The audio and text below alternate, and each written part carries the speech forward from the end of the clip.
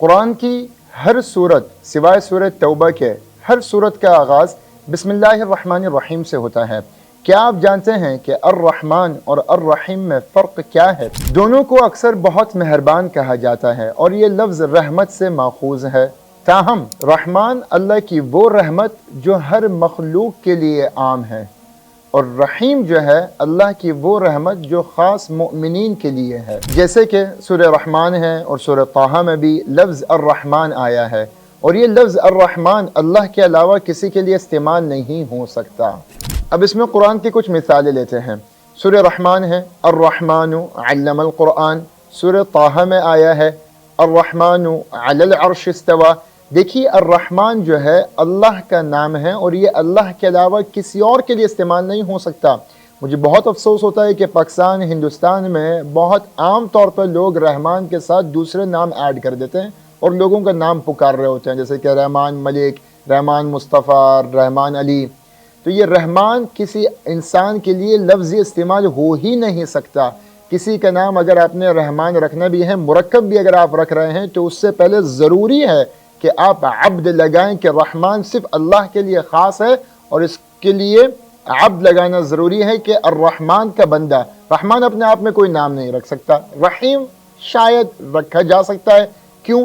کیونکہ یہ جو لفظ رحیم ہے یہ ہے تو اللہ کی وہ صفت جو کہ صرف مؤمنین کے لیے ہے، مگر ہم کسی کے لیے استعمال کر سکتے ہیں کہ یار یہ بڑا شفیق ہے، بڑا رحیم ہے، تو صفت کے اعتبار سے لفظ رحیم کسی کے لیے استعمال ہو سکتا ضرور ہے۔ مثال کے طور پہ خود اللہ رب العزت نے قرآن شریف میں رسول اللہ صلی اللہ علیہ وسلم کے لیے فرمایا لَقَدْ جَاءَكُمْ رَسُولٌ مِّنْ أَنفُسِكُمْ عَزِيزٌ عَلَيْهِ مَا عَنِتُّمْ حَرِيصٌ عَلَيْكُمْ بِالْمُؤْمِنِينَ رَؤُوفٌ رَحِيمٌ۔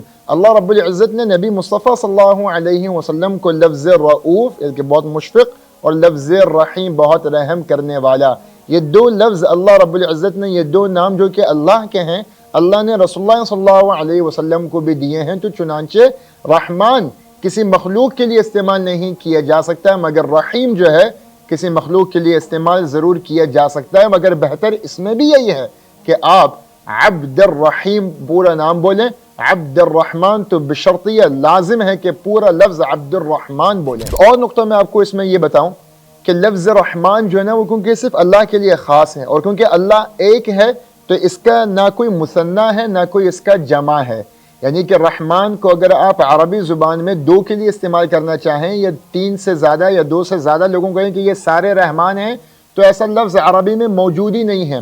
مگر جو لفظ رحیم ہے، اگر آپ کہنا یہ چاہتے ہیں کہ یہ سارے مسلمان بڑے رحیم ہیں، تو یہ رحیم کی جمع ہو سکتی ہے۔ اللہ رب العزت قرآن میں بھی فرماتا ہے محمد الرسول اللہ والذین معه اشداء علی الکفار رحماء بینہم، کہ محمد اللہ سبحانہ وتعالی کے پیغمبر ہیں، اور جو رسول اللہ صلی اللہ علیہ وسلم کے ساتھ ہیں، یعنی کہ صحابہ کرام، وہ کیا ہیں؟ اشداء علی الکفار، وہ کفاروں پہ غالب ہیں، ان پہ سخت ہیں، ان پہ ان کا رعب ہے، مگر رحماء بینہم، اب یہاں پہ لفظ رحماء آ گیا ہے کہ آپس میں یہ بہت رحم کرنے والے، بہت مشفق ہیں، تو رحماء کی جمع بھی ہے۔